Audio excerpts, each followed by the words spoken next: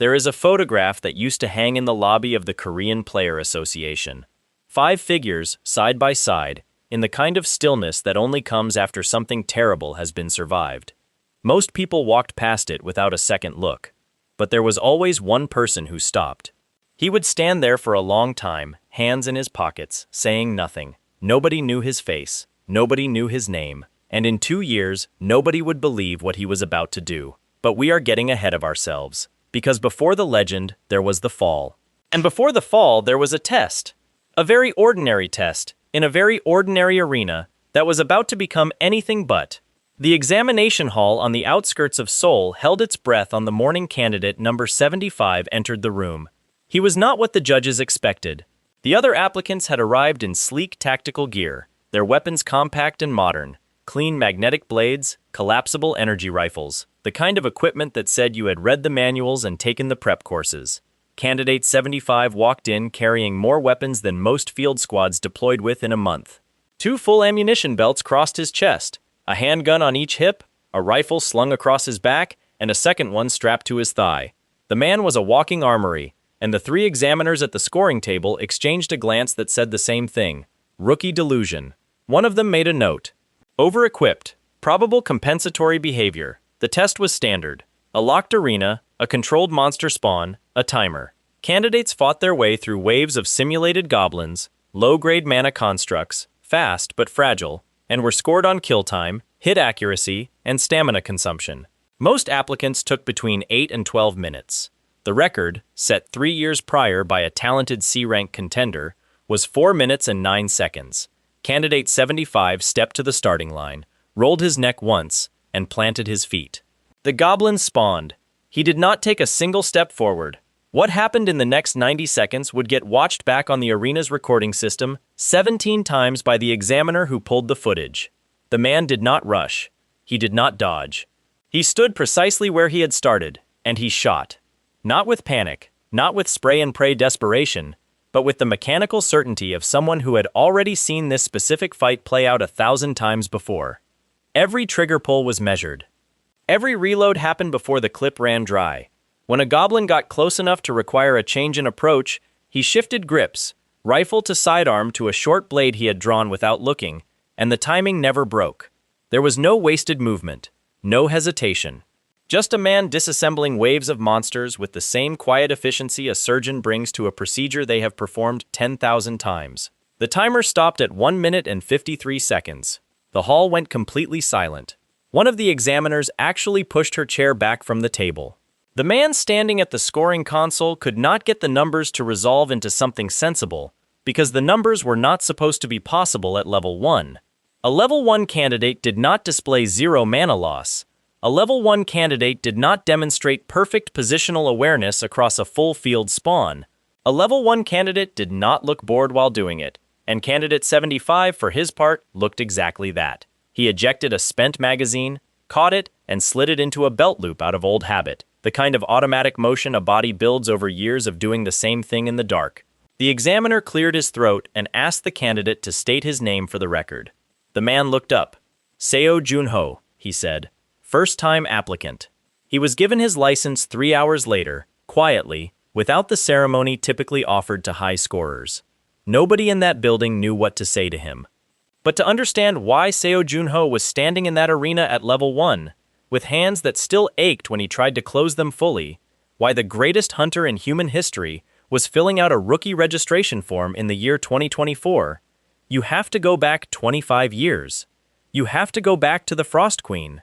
Her real name was never recorded. She existed on the first floor of the Dimensional Elevator, a structure that appeared in the skies above 7 major cities one morning in the late 1990s, and changed the shape of human civilization before anyone had time to argue about whether it should. The elevator was a tower, 10 floors. The rules were simple in the way that all brutal things are simple. You went in, you fought what lived there, you came back stronger, or you did not come back. The creatures inside were not metaphors. They were not obstacles in a video game. They killed people, many people, and the higher the floor, the worse it got. But the first floor had been cleared.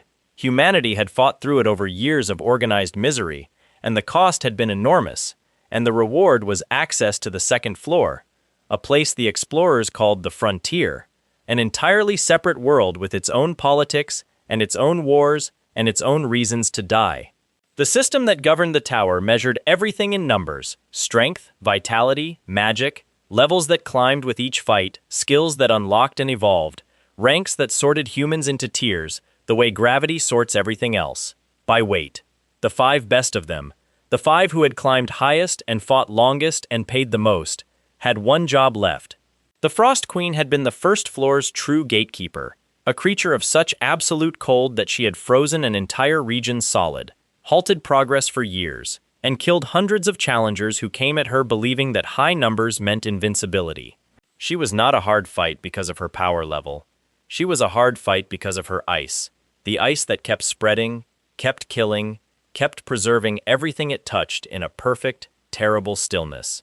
Seo Junho and his 4 companions went in together. They did not all come back. The plan was Junho's.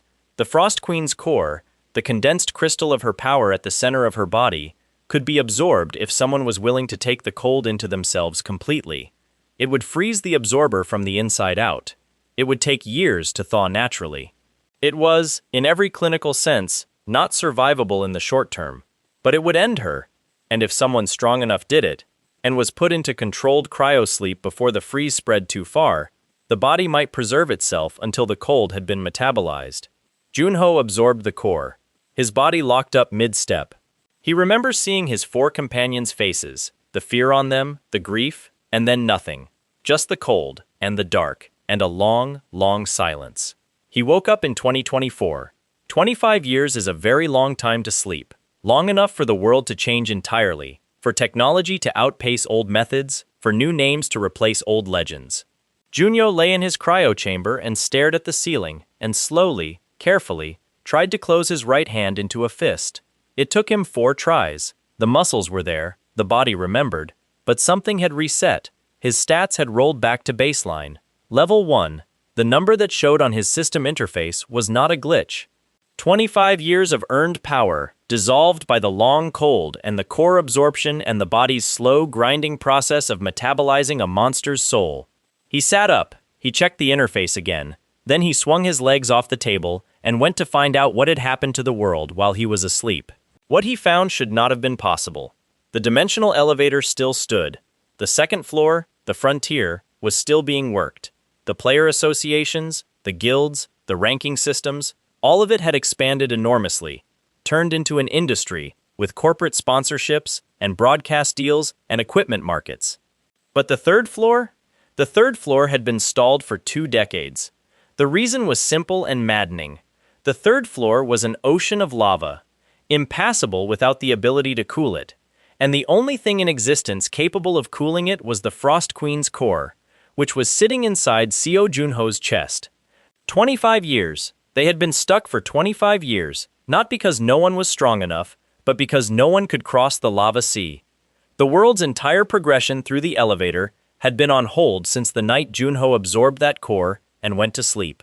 He might have processed this more calmly if not for what he found next. He asked about his companions. The answer took him to a museum. The Hall of the First 5 was a public installation in central Seoul, part memorial and part tourist attraction.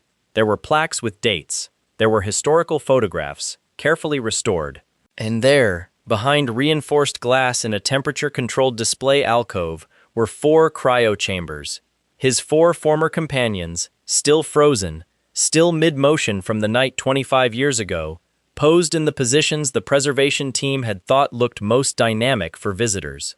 One of them had her hand raised slightly, as if she had just thrown something. A label beneath her chamber said Historical Artifact, Original Freeze Posture Maintained. Junho stood in front of the cases for a very long time. The museum was nearly empty that hour. A school group had just left, and a security guard was pretending not to notice the strange man in civilian clothes who had not moved in 40 minutes. Eventually, Junho pulled a small bottle from his jacket pocket and set it on the floor in front of the nearest case. It was just cheap convenience store soju, the kind that costs almost nothing. The kind he and that particular companion used to share after hard fights because neither of them had developed taste yet. He told them he was sorry for taking so long. He told them he was going to fix it. He asked them to wait a little longer. Then he went home, made a list, and started climbing. The list had one item at the top: raise his magic stat. The Frost Queen's core gave him control of ice on a scale no other skill could match, but at level 1 with reset numbers, the magic drain from using it was catastrophic. He needed to climb fast, level efficiently, and find a way to bring his mana consumption to absolute zero. Only then could he thaw the ice from his companions' bodies without the process killing them. But first, he needed an income, and a cover story. And one other thing, a meeting with the only person from his old life who he still trusted completely. Shim was bald now. That was the first thing Junho noticed when his old companion, the man who had managed logistics for the first Five's operations, the only one of their inner circle who had not gone into the elevator on that final night, opened his office door and found Junho standing there. Shim had been maybe 35 back then. He was pushing 60 now, and the hair was gone, and there were deep lines around his eyes. But the expression that crossed his face when he recognized Junho was the same one he had always had, the expression of a man who was not remotely surprised. "You look terrible," Shim said. "I've been frozen for 25 years, Junho said. "I know. I visited every month for the first 10. Shim stepped back to let him in. "I stopped when they started charging admission." That was all either of them said about it for a while. Shim made tea, the same kind, Junho noticed, from the same brand, as if he had been waiting, and they sat across from each other in the kind of silence that does not require filling. Eventually, Shim pulled out a folder. He had been preparing for this. A false registration, a separate identity, a personal profile that did not connect to the name Spectre. The player associations monitored registrants with unusual scores, and Junho could not afford scrutiny. Not yet. Not until he was strong enough that scrutiny didn't matter. The name they settled on was not important. What mattered was the license. And 2 days later, Junho had it, along with a gate map, a supply drop, and Shim's personal comm code for emergencies. "One more thing," Shim said as Junho was leaving. He held out a small envelope. Inside was a key, a locker key, from the old training facility outside the city. "Your equipment," Shim said. "I kept it." Junho took the key. He did not say thank you. Shim knew he meant it anyway. The first gate Junho chose was called the Curse of Dawn. It had been an incomplete portal for years, one of those abandoned dimensional fractures that formed when a gate opened without a corresponding monster migration, leaving behind a half-stable pocket dimension that filled slowly with low-grade creatures and even lower-grade rewards. The player associations classified them as restricted territory. Too unstable, too risky for new players. The official warning listed 7 causes of death specific to incomplete gates, in descending order of frequency. Junho had cleared dozens of them back when they were first catalogued. He went in alone. The inside of the Curse of Dawn looked like a drowned village. The landscape sat beneath a permanent false twilight, the ground waterlogged and the air carrying the smell of standing water and something faintly chemical. Junho moved through it carefully, not from fear, but from attention. Level 1 stats meant that if something hit him cleanly, it would hurt. His combat instincts were perfectly intact. His body's capacity to absorb punishment was not. There was something else in the gate. He felt it before he saw it. It was moving wrong. Creatures in these pockets followed patterns, spawning locations, patrol routes, aggression triggers. This one was not following any pattern. It was tracking him, a shapeshifter. He had encountered the type before, long ago. They mimicked the visual signature of low-threat creatures to approach without triggering a player's defensive instincts, then struck at close range where the transformation provided a reach advantage. Sophisticated, by the standards of incomplete gate monsters. Too sophisticated, actually, for where this one was supposed to be. Junho let it close the distance. When it struck, he had already stepped offline. He drew a specific weapon from the right belt holster. A handgun loaded with a custom-manufactured ammunition type, gold-cased and filled with a trace compound that disrupted mana-based shapeshifting on contact. He had made the rounds himself, years ago, for a different situation. He had simply never thrown away the remaining stock. One shot, the creature collapsed, its form unraveling as the compound killed the shape-shifting ability at the root. In the second before it went fully still, Junho crouched beside it and placed one hand on the fading residual heat of its body. The skill that activated had been dormant since the reset. It was called Confession of the Dead, a C-rank ability that allowed the user to read recent visual memories from a corpse, like pulling footage from a camera that had just been switched off. The quality degraded fast. You had maybe 30 seconds of usable imagery before the neural signature dispersed entirely. What Junho saw in those 30 seconds sent him north. The creature's memories were not long, they rarely were. But what Confession of the Dead extracted from the shapeshifter was enough to confirm what Junho had begun to suspect the moment he saw how it moved. This was not a wild monster. It had been sent.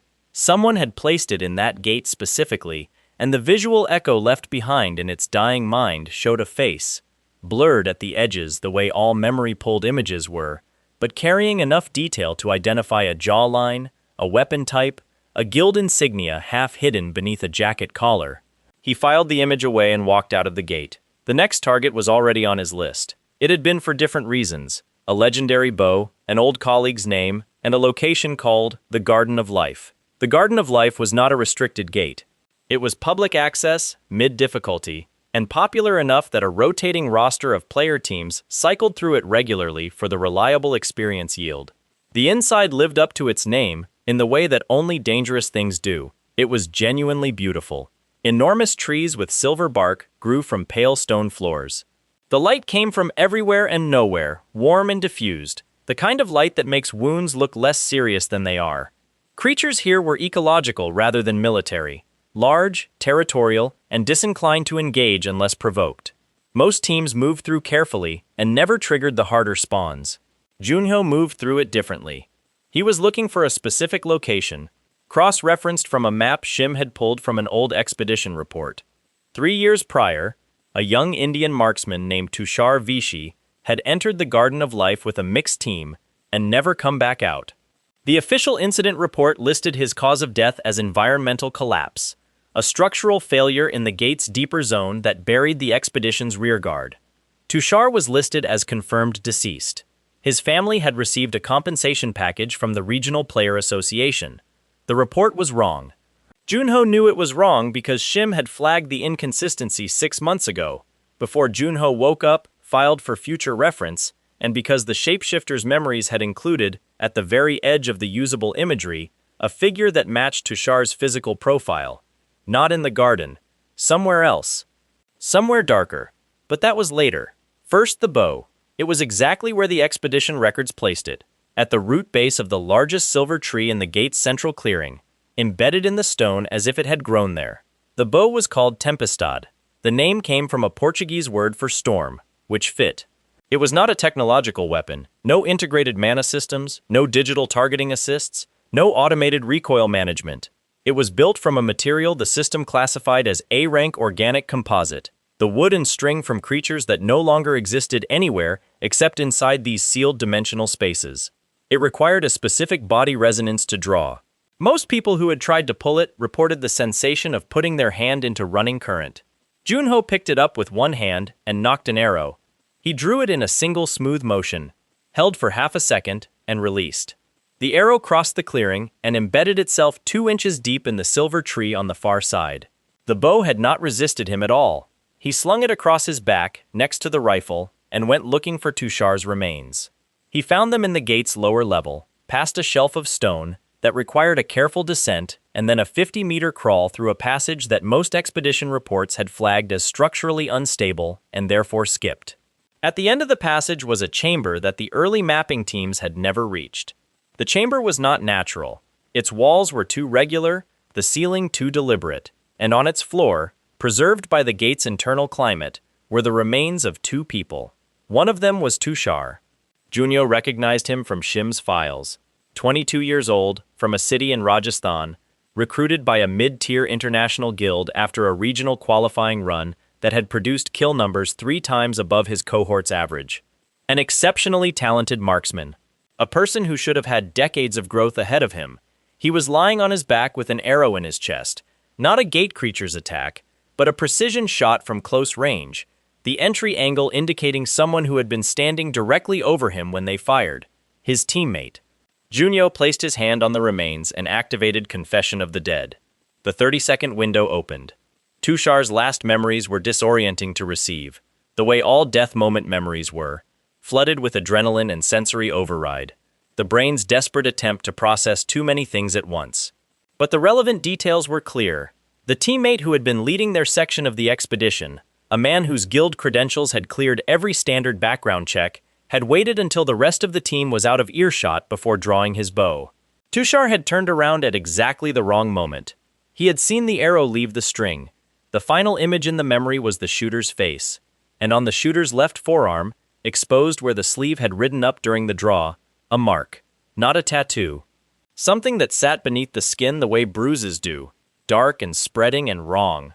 The mark of a player who had consumed demon blood, who had crossed the threshold between human and something else, willingly, in exchange for capabilities the system's normal leveling process could not provide. A demon, operating inside a legitimate guild, with a hunting mandate and the cover of a standard expedition. Junho sat back on his heels and looked at the ceiling of the chamber for a moment. The scope of it was becoming clearer. The shapeshifter in the Curse of Dawn had been placed there deliberately. Tushar had been killed by an infiltrator. Both pointed toward an organized faction, not individual bad actors, but a coordinated network using the player infrastructure as cover for something much larger. He needed more information. He needed it from people who would not give it willingly. He left the Garden of Life with the bow on his back and a name to find. The underground market in Ethiopia operated out of a converted warehouse district that the local player association had technically classified as a restricted commercial zone, which in practice meant nothing. The black market for player goods, unregistered items, illegal skill transfers, off-book gate access, the kind of commodities that the official channels would never touch, moved through a dozen cities simultaneously, and this particular hub was known for its relative openness. No registration, no records. As long as you had something to trade and enough status to not be robbed on the way in, you could find almost anything. Junho went in looking for information brokers. He found, instead, the Gangnam Trio. They were not their official name.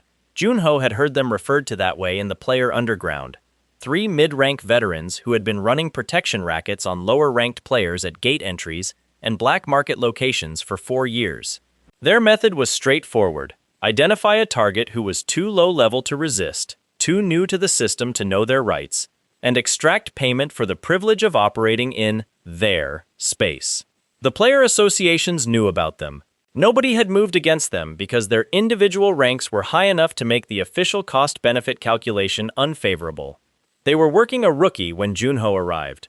A young woman, maybe 18, Korean, who had brought a bag of gate-retrieved materials to sell, and found herself surrounded before she even reached the trading floor. The trio's leader was telling her, with the patient tone of a man explaining something obvious, how the fee structure worked. One of the others had already taken the bag. Junho stopped walking. He looked at the trio. He looked at the girl. "Put the bag down," he said. The leader turned. He looked at Junho, at the level indicator visible on the system-linked badge all registered players carried. The small display that showed your public rank for exactly this kind of situation. It showed the number 1. The man smiled. He had a very specific kind of smile. The kind that belongs to people who have never been in a fight they did not control in advance. "You should look up," Junho said, "before you decide you're looking down." The leader's smile did not change. He said something to his companions. One of them moved toward Junho. What happened next took 3 minutes and 40 seconds. Junho did not draw any of his weapons.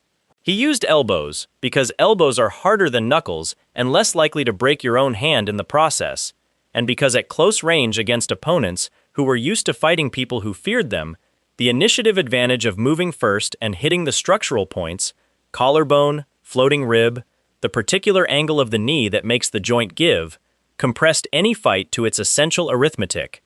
The leader's wrist broke against a wall he had not meant to fall into. The second man went down when his floating ribs caved inward from a strike he had not registered as a threat until it landed.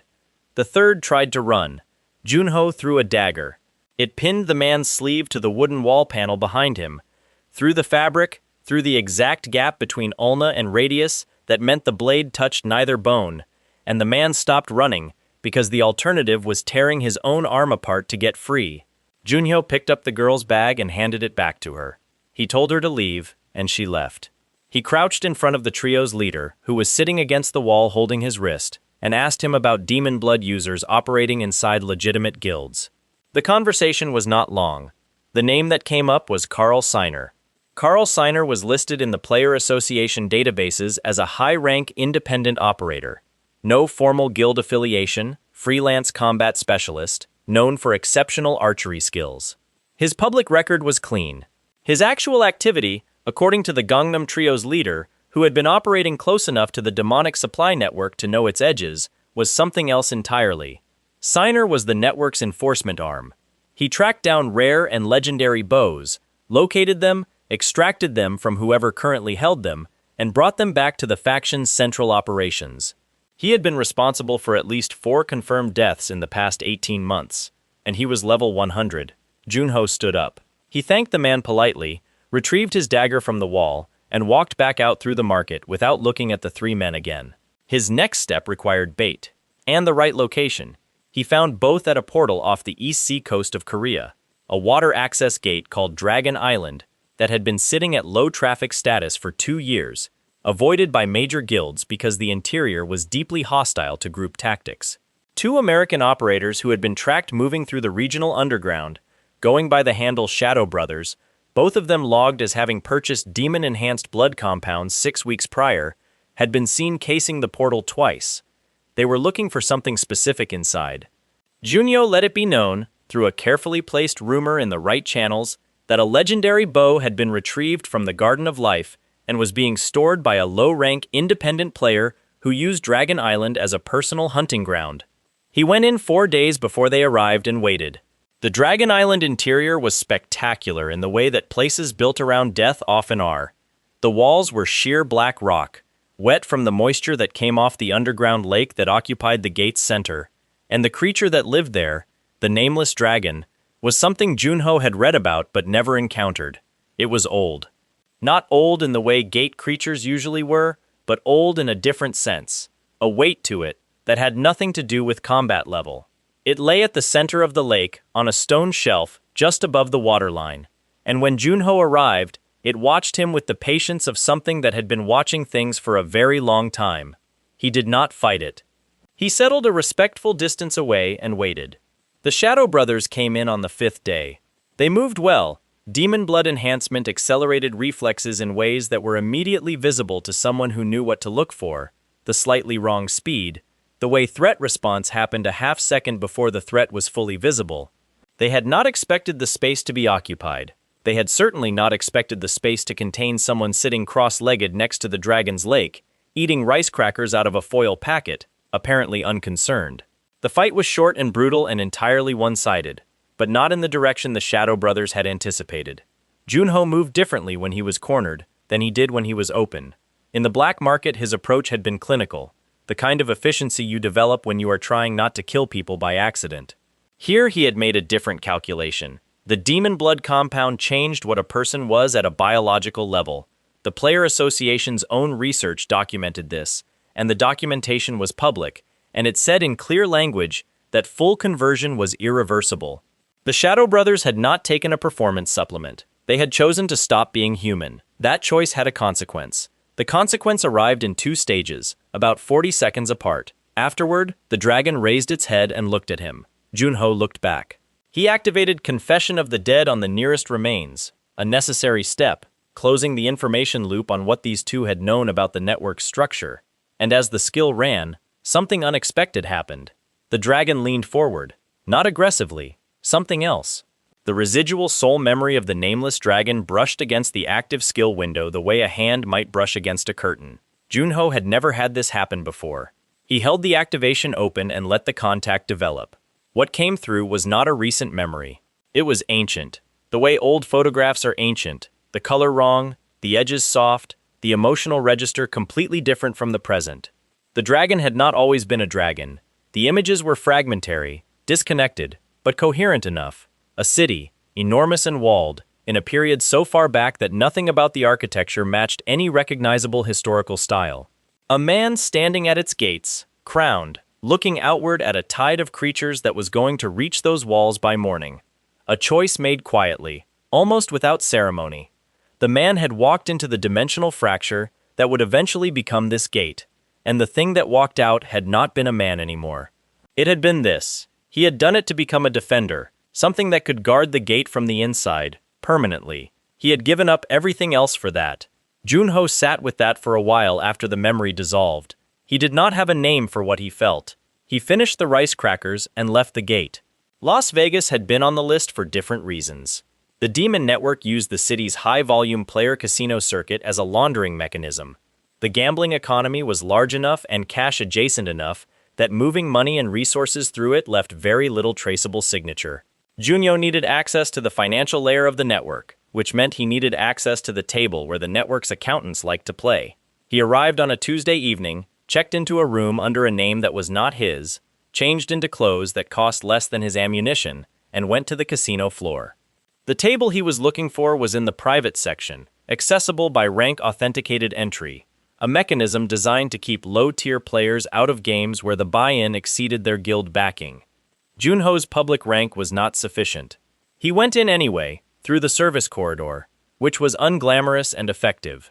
He was not playing the cards. He had no particular interest in gambling. What he had, sitting in the secondary pocket of his jacket, was a spirit companion who had very good eyesight and no physical presence detectable by any of the table's security mechanisms.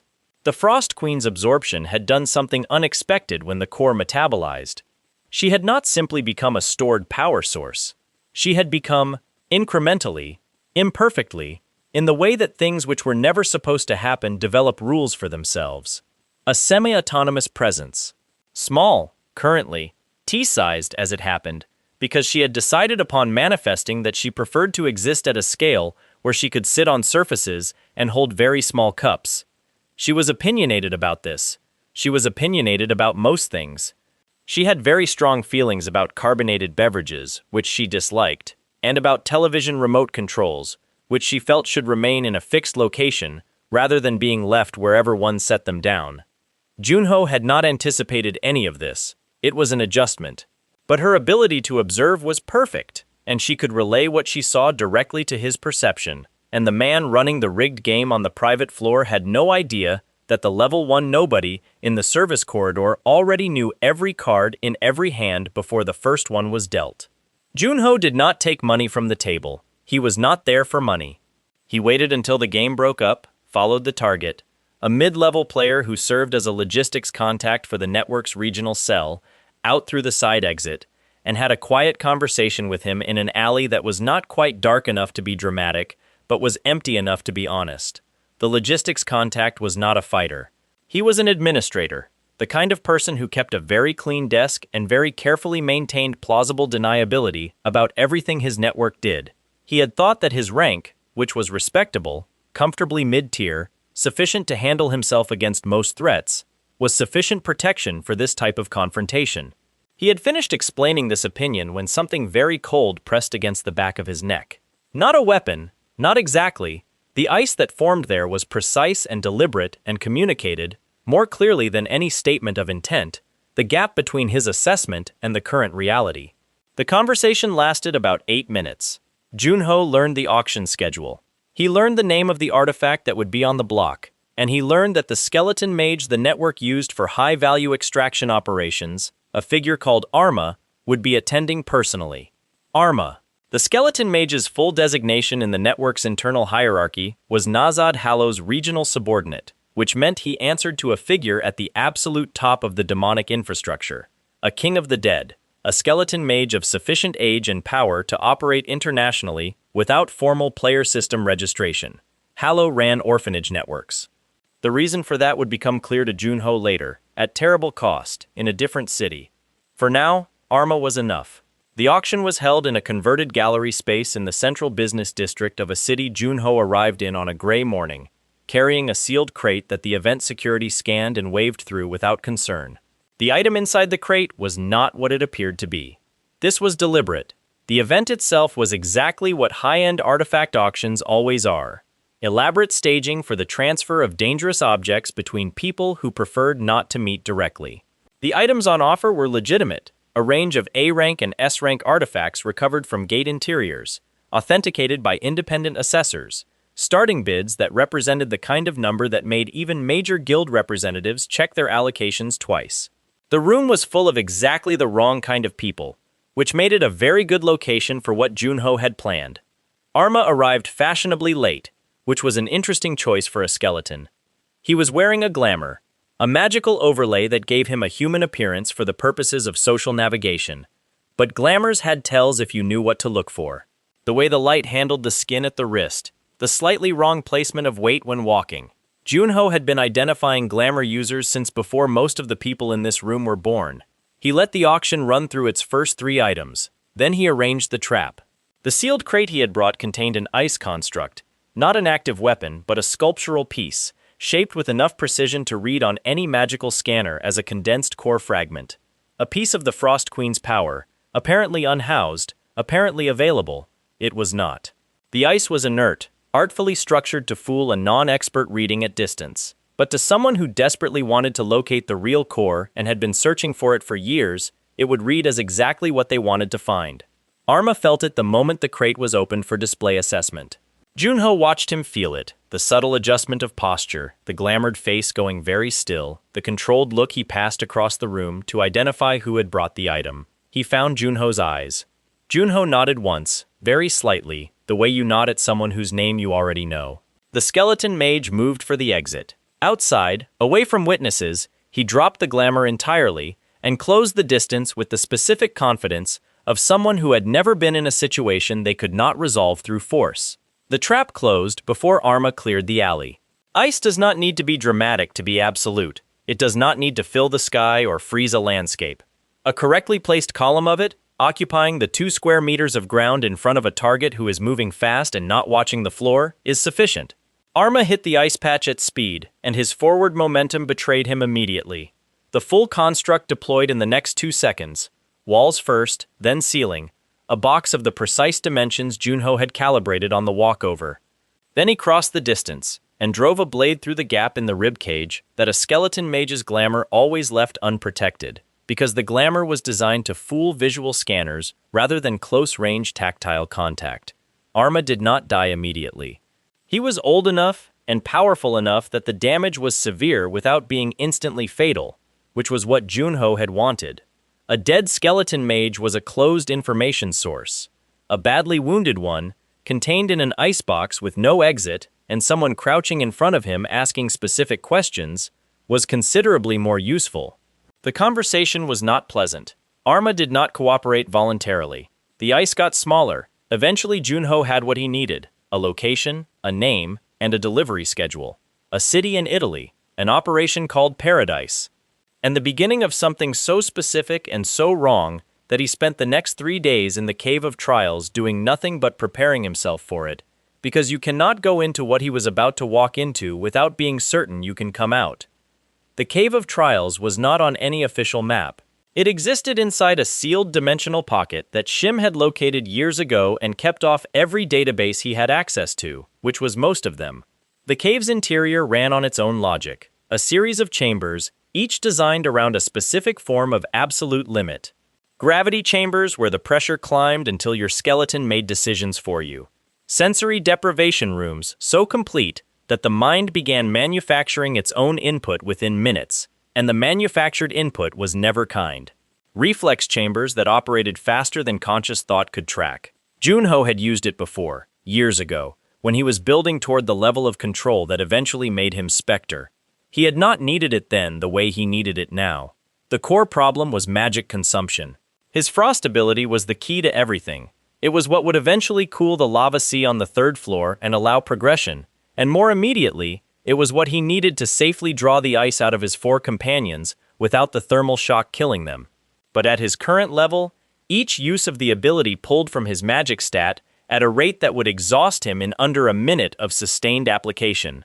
The body that had once managed this perfectly had been reset. The muscle memory for the skill was intact. The capacity to sustain it was not. He needed his magic loss rate at 0. Absolute 0. Not reduced, not improved. 0. This was not something that could be trained in a standard gate environment. The Cave of Trials offered specific conditions, specifically, sensory and gravitational overload severe enough that the body's autonomous systems were forced to reroute magical distribution away from all non-essential functions, which created a narrow window in which the user could practice precise channeling without any reserve to waste. If you ran the skill under those conditions and failed to achieve 0 loss, the chamber punished the inefficiency immediately and physically. The feedback was unambiguous. Junho ran the sequence for 30 days. The first week was a relearning. His body remembered the shape of the skill, but memory is not mastery, and the cave's feedback system had no patience for the gap between the two.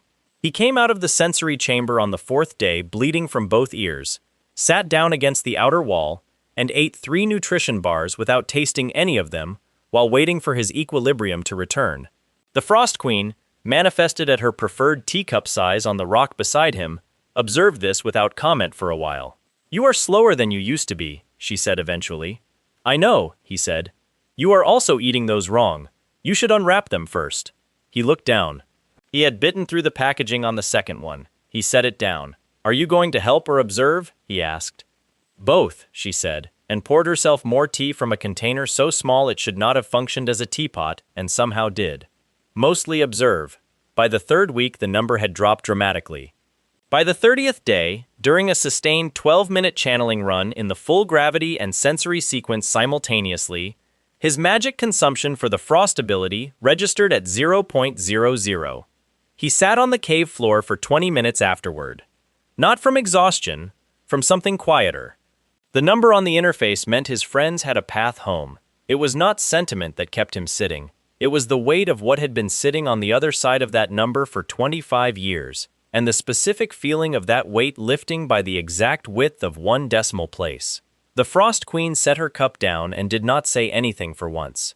Then Junho stood up, checked the next chamber on the schedule, and went in. The final chamber was called the Phantom Illusion Room, the Cave of Trials documentation, written by whoever had constructed the place, in a hand that predated the current system's formatting standards, described it as a psychological calibration exercise. The wording was careful. Calibration was not the same as training. It was measurement. It showed you where you actually were, not where you thought you were. Junho had never entered this particular chamber before. He had not been ready for it then. He was not entirely sure he was ready for it now. He went in anyway, because there is a difference between readiness and willingness was what he had. The room was dark for the first 30 seconds. Then the system built the shapes. It used available data, memory impressions, emotional resonance, whatever the cave's sensor framework could pull from the user's psychological profile to construct illusions. Not generic opponents, specific ones, people. His 4 companions stood in the dark room, in the positions he remembered them from the last time he had seen them. Mid-motion, the moment frozen just before his own consciousness went under. They were perfectly rendered, every detail correct. The slight damage to the armor plating on one companion's left shoulder, the way another always stood with her weight on her back foot, the specific hand position of the third, who had been mid-gesture when the freeze caught him. They looked at Junho. They were not glad to see him. The illusions did not attack. The cave was smarter than that. Physical combat would have been manageable. His body knew how to handle a threat it could strike.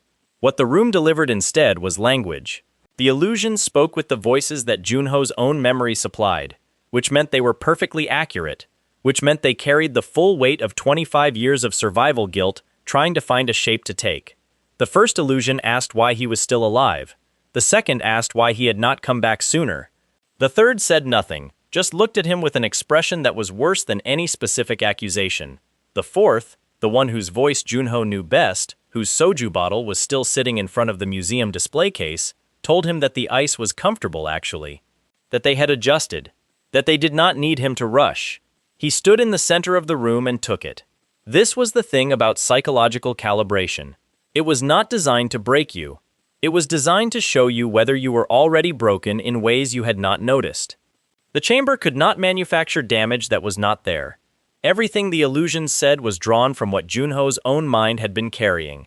Every version of the accusation he had leveled at himself in the quiet hours. Every form the guilt took when he was not occupied with something practical. He did not respond to the illusions. He did not try to argue or explain. He stood and listened to every word, and when they were done, he looked at each of them and said, out loud, to the empty room, that he was going to get them out. That was all. The illusions dissolved. The chamber door opened. He walked out, sat down, and stared at the cave wall for a while. The Frost Queen was there. She did not offer tea. She simply sat at her small scale and waited. "That was unpleasant," she said eventually. "Yes," he said. "Did it help?" He thought about it honestly. "I don't know yet." He gathered his equipment and headed for Rome. The Paradise Orphanage occupied a compound on the outskirts of the city, a collection of renovated stone buildings behind a high wall, registered with the Italian Social Services Authority as a private residential care facility for children displaced by gate incidents. Its paperwork was meticulous. Its staff held valid credentials. Its charitable status had been confirmed by 2 separate independent audits in the past 4 years, both of which had been conducted by assessors who were compensated generously for their thoroughness and their discretion. Junho arrived at night and went over the wall without making a sound. The information from Arma's interrogation had prepared him for what the facility actually was, in structural terms: its layout, its staffing levels, its operational hours. What no amount of preparation could fully account for was the specific character of wrongness that a place like this carries. He had cleared facilities before, in different contexts, different times, and the thing that never became routine was not the violence, it was the silence. The way a place where children are being harmed sounds completely normal from the outside, and you only feel the wrongness when you are inside it, in the space between the normal sounds.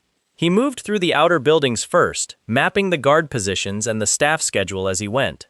The security was better than a standard facility, another layer of the meticulously maintained fiction, and 2 of the staff members registered the specific physiological signatures that Junho had learned to read as demon blood presence. Not full conversion, partial enhancement, the kind of modification that the player association's screening process would not catch because it was designed to find things that looked wrong rather than things that looked almost right. He dealt with them quietly and continued inward. The children were in the inner building, the one that the facility's registration documents listed as dormitories. The actual function was different. What the Paradise operation was doing, what Arma's reluctant testimony had outlined, and what Junho confirmed now, activating Confession of the Dead on one of the fallen guards to pull the operational context from the man's recent memory, was something very specific and very targeted. His shadow abilities, Watcher of Darkness, Shadow Walker, the full suite of concealment and displacement skills that were his signature as Spectre, these were not common. They were not even rare in the standard sense. They were, as far as the system's classification framework could determine, unique. Derived from a combination of Junho's personal magical affinity and a series of skill acquisitions that had followed a path no other player had replicated because no other player had made the same sequence of choices in the same conditions.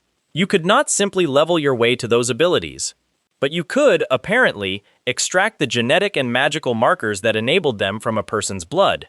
And if you processed enough source material, human source material, from people who carried a compatible baseline, you could theoretically synthesize a replication pathway.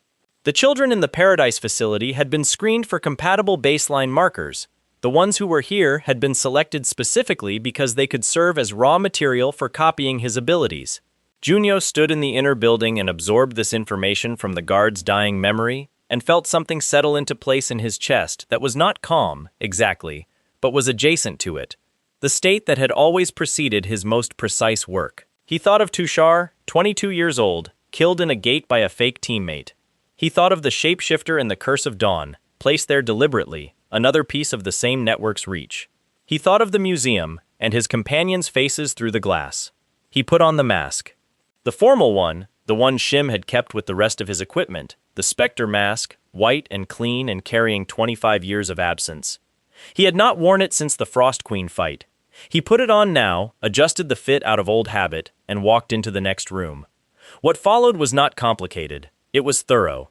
The compound's supervisors, the network's actual operators, the ones who ran the facility's real function rather than its charitable fiction, encountered a level 1 player in a white mask who moved through their security response with the efficiency of someone who had spent decades in situations that were, by any objective measure, considerably worse than this one.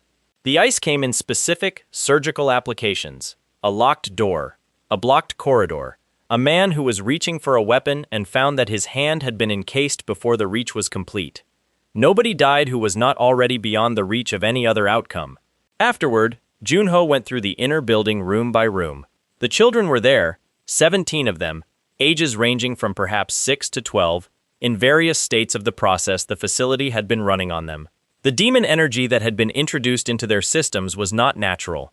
It sat in the body the way a foreign object does, not integrated, not yet permanent, detectable to someone who could feel the difference between what a living person's magical signature was supposed to carry and what this particular interference felt like. He could remove it. He had not known this before tonight, but the Frost Queen's core, now fully metabolized and zero loss in his control, had properties he was still discovering. The cold could find the interference. It was a different temperature than the surrounding biological material, fractionally but measurably, and extract it with sufficient precision. He went through each child in turn. The process took 4 hours. A boy named Marco was the last one. He was perhaps 10, with very serious eyes, and a habit of watching the door that he had clearly developed recently and under duress. He did not cry when the process was done. He waited until Junho was straightening up and putting his equipment back in order, and then asked, very quietly, where they would go now. Junho told him that the Holy Church's charitable arm had been contacted. Shim had arranged this 3 days prior, in the preparation window, and that funding and placement were already secured, that they would be cared for. Marco asked if that was all. Junho looked at him for a moment, the serious eyes, the specific quality of someone who had decided, recently and under difficult circumstances, to be very practical about what they asked for and what they hoped for. He told Marco that if the boy worked hard, not at fighting, just at getting through the grief, at building something, they would stand side by side one day, not as a promise he could schedule, as a direction. Marco wiped his eyes once, briskly, and nodded. The Holy Church representatives arrived 40 minutes later. Junho was gone before the first one came through the gate. 3 weeks after Rome, Seo Junho held a press conference. It was not a modest event. Shim had arranged the venue, a full media hall in Seoul, with capacity for 240 journalists, player association representatives, and guild observers. Invitations had gone out under a name that was not yet famous and a title that carried no existing brand recognition, which meant nobody quite knew what they were attending until they were already seated. Junho walked out in the specter mask and stood at the podium for a moment without speaking, letting the room's confusion develop into something more useful, and then he took the mask off. The room recognized the face before it recognized the significance of the face. A half-second lag while the cognitive process ran, the visual data matching against historical photographs that everyone in this industry had seen at some point. The gap between knowing a legend and understanding that the legend was standing in front of you at level 30, in a rented media hall, with the mask under his arm. The first question came from a journalist in the third row, who recovered faster than the others, and it was the question Junho had expected. How did they know this was actually him? The legends around Spectre were old enough to have generated imitators. What proof was there? Junho set the mask on the podium. He held out his right hand, palm up, and let a fraction of the Frost Queen's core activate. Just enough to produce, above his palm, a sword-shaped construct of pure shadow energy. The dark aura blade that was documented in exactly one historical recording from 26 years ago and had never been successfully replicated. It held in the air above his hand for 8 seconds. The shadow moved the way shadow does not move in nature, with intention, with weight. Then he let it go, and it dissolved, and the room was very quiet. The second question asked what he wanted. He told them. He was returning to active operation. He would be working through the dimensional elevator's progression, and he was selecting partners for specific operations, and the major guilds, all 6 of the dominant international players, were invited to submit information packages for his review. Not as recruitment pitches, as an audition process. He paused. Then he explained the timeline. 30 minutes, beginning now, to submit their packages. Any guild that did not meet the window would not receive another invitation. The guild representatives in the room, who were, individually and collectively, people accustomed to being the ones who set terms and timelines for other people, had a specific and universal reaction to this, which was to reach for their communication devices simultaneously, which was exactly what Junho had calculated they would do. He had not asked for money, he had not asked for resources, not directly, he had asked for information, which was the more valuable of the two, and he had asked for it in a window narrow enough that they could not strategize properly before submitting. Every package they sent in the next 30 minutes would contain more than the guilds had intended to give. because panic and deadline are a specific combination that bypasses careful decision-making. 29 minutes and 40 seconds in, the sixth and final package arrived. Junho thanked the room for their time. Shim was already analyzing the submissions from a secure connection in the venue's back office. Junho picked up the mask and walked off the stage. One reporter called after him, a young woman in the back row who had not asked a question during the session, which was the reason Junho had tracked her specifically. She asked, not into a recorder, just across the empty space, whether he had actually been in the museum. He stopped walking. He turned around. Yes, he said. She nodded once and wrote something in her paper notebook. Not digital, paper, which was why he had noticed her. Then she closed it and let him leave. The information in the guild packages confirmed the next target. Carl Seiner was not stationary. He moved, predictably, along a circuit between 3 mountain passes in the northern range, where a cluster of high-difficulty gates provided both hunting opportunities and defensible ground for an archer who wanted range and elevation. Junho had 2 weeks to position before Seiner's next documented pass through the region. He spent the first week running medium difficulty gates in the Seoul and Incheon area, grinding levels with the mechanical focus of someone who had done this before and found neither joy nor suffering in the process, just the arithmetic of necessary progress. His skills were evolving. Watcher of Darkness had unlocked its shadow travel function at level 25, the ability to step through his own shadow and emerge from any other shadow within range, which changed his tactical geometry dramatically. He used it in the gates the way he used everything, precisely, without waste, extracting the maximum yield from the minimum expenditure. By the end of the week, he was level 31. The mountain pass where Seiner would appear was called Ryong's Crossing, a name from an older mapping convention that nobody used anymore. So the current player databases listed it differently, but the shape of the terrain was what mattered. High ridge on the eastern side, 2 natural choke points where the path narrowed, a killing ground at the center that an archer of Seiner's caliber would identify immediately upon approach as the only place worth positioning, which was why Junho positioned there first. Seiner arrived at dusk on the 9th day, moving with the unhurried precision of someone who had made this crossing many times. He was large. For a player at his level, Demon Blood full conversion did specific things to the body's density, and Seiner had been fully converted long enough that the changes were settled. His bow was not a legendary weapon. It was a custom build, mid-S rank, the best available below the threshold, that required a rare artifact acquisition. He had not yet obtained what he was looking for. The Tempestade was on Junho's back. Seiner spotted the decoy first, one of Junho's shadow constructs, shaped and positioned to read as a stationary human presence from 200 meters out.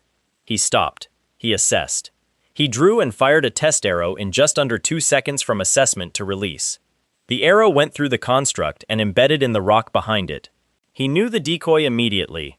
Experienced archers always do. The real Junho was not where Seiner looked next. Shadow Walker had deposited him behind and above the archer's position during the assessment window, the half-second where Seiner's focus was entirely on the arrow's trajectory. He crossed the intervening ground at a run, angling for the specific gap in full conversion demon anatomy that his Confession of the Dead sessions had mapped. The area just below the left clavicle where the enhanced musculature created a density overlap that was paradoxically more vulnerable than the surrounding reinforced tissue, because it compressed a critical blood vessel cluster into a smaller space. He put a blade through it. Seiner went down, and Junho stood over him, and the information transfer happened the way it always did. Not pleasantly, not at length, but completely. Seiner was concerned, in his final clarity, not with his own survival, but with the location of the Tempestade, which he could see on Junho's back and could not reach. This did not improve his disposition. The name he gave up was not Nazad Hallow, not directly, but it pointed toward the network's highest tier clearly enough that Junho could triangulate. The King of the Dead who ran the orphanage operation internationally, who coordinated the demonic faction's long-term project, who had been moving pieces on this board for longer than anyone currently active in the player system had been operating. The picture was almost complete. There was one complication: a figure who had witnessed the end of the fight from the southern ridge, a man who had been in the pass for unrelated reasons, moving north, and had seen enough of Junho's techniques to read them as belonging to a specific tradition. He had stopped on the ridge and was watching with the focused attention of someone putting a recognition pattern together that had not fully resolved yet. He was called the Sword Saint. He was the highest-ranked active player in the Korean Association's current roster, and his personal skill set was built around a blade tradition that shared exactly zero technical overlap with Junho's approach, which meant the confusion in his expression was professional rather than personal. He had not seen anyone move like that in a very long time. He was fairly certain he had seen that movement vocabulary exactly once before. Junho called up to him. He said his name, his real name, not the registration alias. He said it quietly, and watched the Sword Saint's expression complete its resolution. The Sword Saint came down from the ridge, and they stood in the mountain pass, and had a conversation that lasted longer than most of Junho's conversations, which was still not very long. The Sword Saint confirmed what he had seen. Junho confirmed what he was doing. There was a mutual calibration, the kind that happens between two people who are both capable of genuine threat assessment and have both completed it and found the result to be something other than a threat. The Sword Saint said he would not interfere. Junho said he had not expected that he would. They parted. The pass was quiet again. The ascent to the second floor came 2 weeks later. The dimensional elevator's entry point in Seoul was a structure that looked, from the outside, like a column of slightly wrong air, a visual distortion that never quite resolved, hovering above the plaza in front of the Player Association's main administrative building. Junho had gone through it before, years ago, many times. It still felt like stepping sideways through a decision that you could not take back once made. The interior of the elevator shaft between floors was transparent. That was the thing people were not prepared for the first time. You could see both worlds simultaneously during the transit, the city below getting smaller, the second floor assembling itself above, the two realities present at once for approximately 40 seconds before one became the other. Junho stood in the shaft and watched Seoul diminish, and did not look away from it until he could no longer make out the shape of the plaza. The second floor was called the Frontier by the players who operated there, and it had been called other things longer. The Empire, the contested lands, the place of the three factions, by the people who had lived there before the first human players arrived 20-something years ago. It was a different world in the precise sense, different physics at the margins, different sky color at dusk, different rules around what systems could interact with what. The player interface still functioned, but the level and stat framework ran at a slightly different resolution against the native creatures, which meant that the mid-tier Earth players who had been farming the frontier for years had developed specific strategies around the gap. Junho stepped out of the elevator terminal at the frontier entry point and stood on stone that was not quite the same color as any stone on Earth, under a sky that was 3 shades lighter than it should have been, and breathed air that was clean, in a way that took a moment to identify as the absence of particulate matter. The nearest settlement was a trading post attached to the first major Imperial checkpoint, a walled town that functioned as a clearinghouse for players newly arrived from Earth and frontier natives who had business with the elevator system. Junho went through the checkpoint and into the town. The faction politics on the frontier were not subtle. 3 major groupings controlled the second floor's territorial map: the Imperial faction, which called itself First Touch, and ran its political operations through an organization called Silent Moon; the Aristocrats, split between the Labyrinth and Sky Soul guilds; and the Silver Constellation, which was the frontier's dominant religious power, operating under the framework of what they called the Church. Each faction had distinct territorial holdings, distinct economic interests, and a deep and apparently inexhaustible interest in the movements of every new arrival from Earth. Junho was not interested in the factions yet. He was interested in building what the Frontier's honor system called local standing, a separate metric from Earthside player rank, tracking reputation within the floor's own social and political framework. Without it, he could not access the higher-tier gate zones on this floor, and without those zones, the leveling math did not work. The fastest way to build local standing, in any faction territory, was the same way it had always been: solve problems people could not solve themselves. The first problem presented itself in the town's central square on his second evening: a gang operation. Local thugs using the Frontier's specific gambling customs as a mechanism for extracting resources from new Earth arrivals who did not understand how the local systems differed from what they were used to. The game was rigged in a way that was technically native to Frontier custom law, which made it difficult for the official checkpoint authority to address without triggering a political argument with the Aristocrat faction, which had licensed the gambling operation.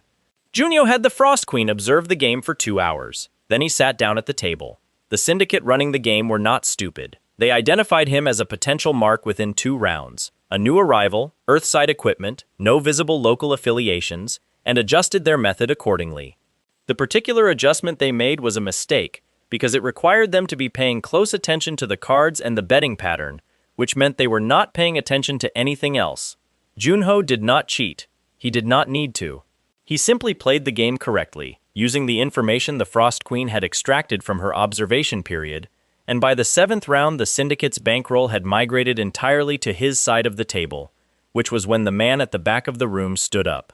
He was the one who ran the operation. He had not been playing, he had been watching, and his assessment had resolved in the same direction as the Gangnam Trio's leaders had.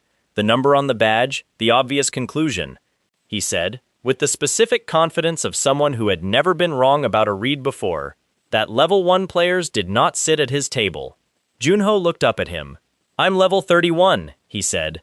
The correction did not improve the man's confidence in the situation. What followed was brief. The syndicate's enforcement arm arrived, which was the expected response, and Junho's shadow travel deposited him through 3 separate positions in the time it took the enforcement arm to identify where he had been standing, and the ice came in contained, precise applications that did not damage the gambling hall's infrastructure because he had eyeballed the load-bearing points on his way in and worked around them. When it was over, the syndicate's operation was dissolved, its earnings redistributed to the players in the settlement who had lost to it over the past season, and its former operator was having a quiet conversation with the Checkpoint Authority about the specific licensing arrangements that had made it difficult to address the problem through official channels. The local standing that accrued from this was, in the Frontier's honor metric, significant. Junho ate dinner in the town's only restaurant, which served a stew that was not quite like any stew available on Earth, and read the local information board, and planned the next step. The Frontier's military infrastructure was not what Junho had expected, which was itself a useful data point about how much the second floor had changed since the early expedition reports had been filed. Back when the first Earth players arrived, the Imperial faction's military arm had been a conventional medieval structure: knights, cavalry, siege engineers, the kind of organization that fought with physical force and magical augmentation in roughly equal measure. 25 years of contact with Earthside players had altered the composition significantly. The integration was uneven, the way all forced-paced development is uneven. Some units had adopted Earth-standard tactical equipment and were genuinely formidable, and others had bolted advanced technology onto a command structure that still thought in terms of siege lines and cavalry flanks, which produced a specific kind of operational confusion that Junho had seen kill people in various configurations across his career. The Imperial faction's senior command at the Frontier checkpoint was aware of this problem in the abstract. Doing something about it required acknowledging it to subordinates, which required a kind of institutional honesty that large military organizations were structurally disinclined toward. So the problem persisted, and the units that had not adapted continued to underperform against the Frontier's higher difficulty threats, and the casualty rates in the 3rd and 4th tier gate zones remained elevated in ways that the official reports attributed to environmental factors rather than tactical deficiency. Junho spent his first week on the Frontier mapping this. Not overtly, he moved through the checkpoint settlement, the adjacent camp structures, and the outer patrol routes the way he had always gathered information, by being unremarkable, by listening, by letting other people fill silence with specifics that they would not have shared if asked directly. The Frost Queen was useful for this. A presence that could move through spaces invisibly and return with precise recollections of conversations she had not been invited to attend was, practically speaking, invaluable. She was also deeply opinionated about the conversations she attended. "The tall one is lying about the patrol times," she reported on the 3rd evening, seated on the windowsill of the small room Junho had taken in the settlement's only lodging structure, watching him sharpen a blade that did not need sharpening. "He has been lying about them for at least 2 weeks. The man he is lying to is aware of this but has decided it is not worth the social cost of addressing it." "Which unit is the tall one attached to?" "The 3rd Border Garrison, the one with the blue insignia that looks like a badly drawn bird." Junho set the blade down. The 3rd Border Garrison was the unit assigned to the outer approaches of Ryano Mountain, the highest priority active threat zone on this section of the 2nd floor, a mountain range that the Frontier's seasonal creature patterns had converted into a persistent high-density monster corridor. The garrison's patrol schedule was the framework around which any coordinated operation in that zone would need to be built. If the schedule was being falsified internally, it meant the operational picture being used for planning at the command level was wrong. He filed this information and continued mapping. The validation test came at the end of his second week, arranged through the Imperial faction's formal registration process for external combatants seeking operational clearance in restricted zones. Junho needed that clearance to access the Rhino approach corridors, and the clearance process required demonstration of competency to the faction's military assessors.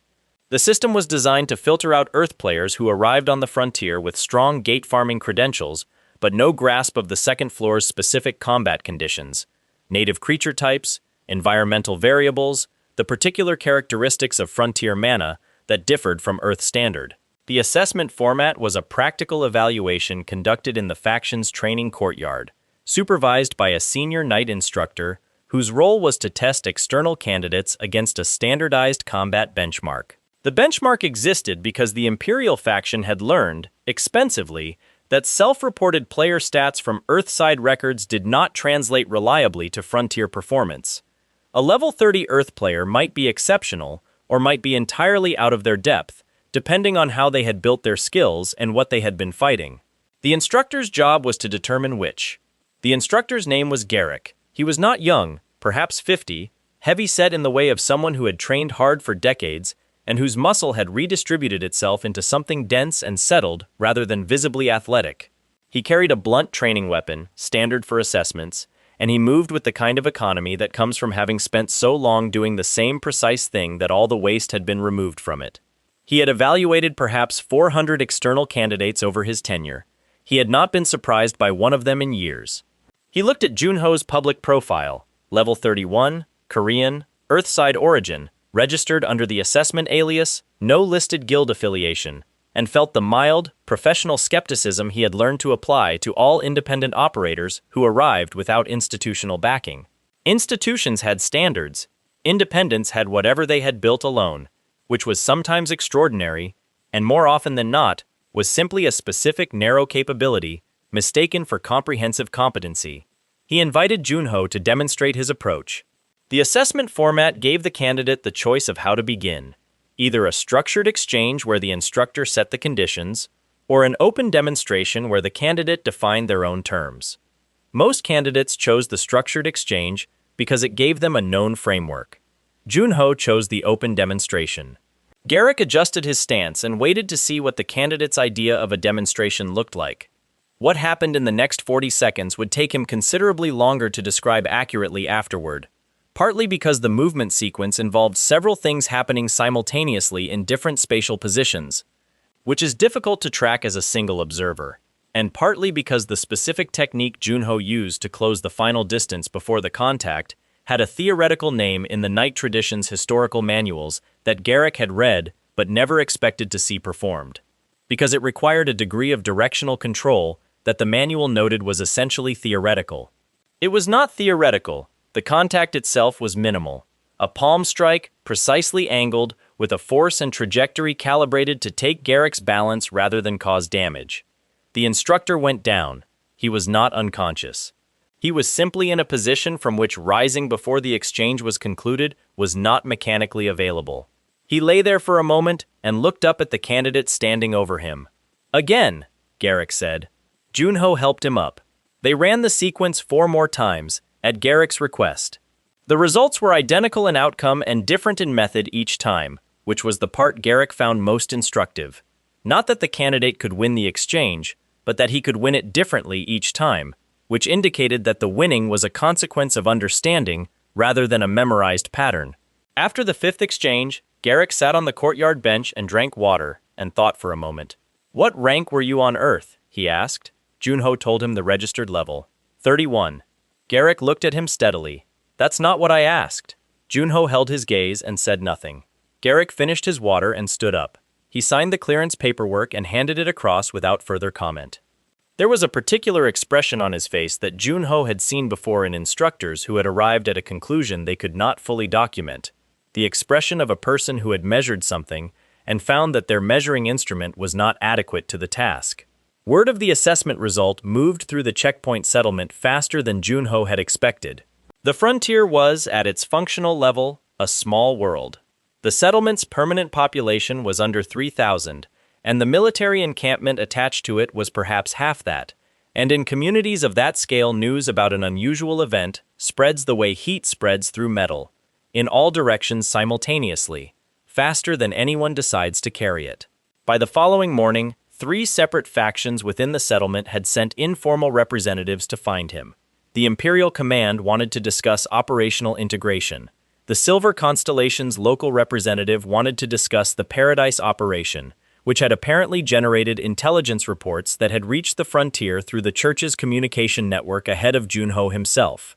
And a woman who identified herself as a talent scout for a major Earthside guild, one of the 6 whose information package had arrived in the press conference window, had somehow made the elevator ascent specifically to continue a conversation that Junho had not agreed to begin. He dealt with all 3 in the same morning, which took until midday and left him with a clearance upgrade, a church alliance of limited but genuine scope, and the talent scout returning to Earth with a message that she delivered faithfully, even though she was not entirely sure what it meant, that her guild's submission had been reviewed, that it had been adequate, and that they would hear from him when he required something specific. The Ryano mountain operation came together in the week that followed. The mountain range occupied the northeastern quadrant of this section of the frontier, a series of peaks that the native mapping tradition called Ryano, which translated approximately as the place where the season turns, because the creature migration patterns through the range shifted dramatically at seasonal boundaries in ways that the frontier's ecological framework had never fully explained. During the migration peak, which the current date was approaching, the passes and lower slopes became a sustained, active monster corridor, dense enough that the standard approach, small elite teams clearing sequential sections, was ineffective. The creatures came faster than small teams could clear them, and the regeneration rate in the corridor meant that cleared sections repopulated within hours. The solution was not a small team. The solution was a subjugation force, a coordinated large-scale operation that could hold multiple points simultaneously, deny regeneration windows by maintaining continuous pressure across the full corridor, and collapse the migration pattern at its source point rather than clearing its symptoms. The Imperial faction had attempted this twice before. Both attempts had stalled at the organizational level. The force needed to be large enough to hold the corridor, which meant coordinating enough independent units that the command friction became the actual operational problem. Junho looked at the operational reports from both previous attempts. He looked at the terrain maps, the creature density models, the patrol schedule that the tall one from the 3rd Border Garrison had been falsifying. He spent 2 days in the settlement's map room and 3 evenings in the camp, watching the unit rotations and the way information moved through the command structure. Then he drafted a coordination framework that resolved the command friction problem by eliminating the command layer that generated it. The previous attempts had used a hierarchical structure: central command, regional subcommanders, unit leaders. The friction occurred at the subcommander level, where competing unit priorities and unclear authority boundaries created delay. Junho's framework replaced the subcommander layer with a direct routing system. Unit leaders communicated laterally to adjacent units for coordination, and vertically to a single operational hub for resource allocation, with the hub function handled by a rotating 2-person team rather than a fixed command node. It removed the authority ambiguity by removing the middle layer that had been generating it. The Imperial faction's senior command reviewed this proposal with the specific wariness that military institutions apply to structural suggestions from external operators with limited local tenure. The wariness was reasonable. Junho understood it. He also understood that the alternative was a 3rd failed attempt with a casualty profile that the official reports would continue to attribute to environmental factors. He presented the framework once. He did not argue for it. He explained it, answered specific technical questions, and waited. The senior commander, a woman named Vassal, with the build and bearing of someone who had fought her way to command, rather than being appointed into it, read the framework twice, asked 4 questions, and approved it. She did not explain her reasoning to her subordinates, which was appropriate. Command decisions do not require justification to the junior ranks, and a justification offered without being asked is often read as uncertainty. The force assembled in the central plaza over 3 days. Junho watched it come together from the plaza's eastern edge, where the supply logistics processing was set up. Units arrived in increments: a border garrison company, an independent contracted team, a church-aligned combat group that the Silver Constellation had committed through the alliance arrangement, Earthside players with frontier clearance who had been operating in the area and had received the coordination request through the settlement's notice system. Each unit checked in at the processing station, confirmed their equipment and skill profile against the operational role they had been assigned, and moved to their staging area. The number reached its final count on the morning of the third day. 671. Junho stood at the edge of the plaza and looked at the assembled force, the largest coordinated operation on this section of the frontier in the current season, probably the largest single force assembled here in years. The staging areas were organized by role: vanguard units in the northern section, holding groups in the center, the supply and medical support at the rear, where the plaza met the settlement's outer wall. Above the whole thing, the frontier's sky was doing the thing it did at this time of year, the light coming in at an angle that made the shadows precise and long, every person in the plaza casting their shadow directly toward the mountain range in the north. 671 people, each of them carrying a specific set of skills, a specific equipment configuration, a specific understanding of what they were walking into. Most of them did not know who had written the coordination framework. A smaller number had heard about the courtyard assessment and had formed opinions about the external operator who had apparently taken Garrick down 5 times in a row without visible effort. An even smaller number had made the connection between the external operator and the figure in the Spectre mask who had appeared on screens across both Earth and Frontier 3 weeks prior. None of them knew what Junho knew, which was that Ryano Mountain was not simply a seasonal creature corridor problem. The migration pattern that had been intensifying for 2 years, which the official reports listed as a natural escalation with no identified cause, had a source. Arma's interrogation had provided the first indication. The Guild intelligence packages from the press conference had provided the second, and the Frontier's own historical records, which Garrick had quietly directed him toward after the 4th assessment exchange, had provided the third. The Ryano corridor was not a random migration pattern. It was a directed one. Something was pushing the creatures through the passes, herding them toward the settlement zone, using them the way a slower and less capable version of the same network had used the shapeshifter in the Curse of Dawn, as a pressure mechanism, as a distraction, as cover for something that required the Frontier Command's attention to be elsewhere. What required that attention to be elsewhere, Junho did not yet know specifically. He had the shape of it, the demonic network's frontier-side operations, moving through the political and territorial gaps that the faction conflict kept open, using the creature corridor as a screen. He would know the specifics when he was inside the mountain range, and could read what the corridor was actually protecting. He checked his equipment, the Tempestade on his back, the 2 rifles and 4 sidearms in their respective positions, the blade at the hip, the ammunition belts full. The ice at rest inside his chest, 0 loss, ready. The shadow travel active at ambient, requiring no preparation to deploy.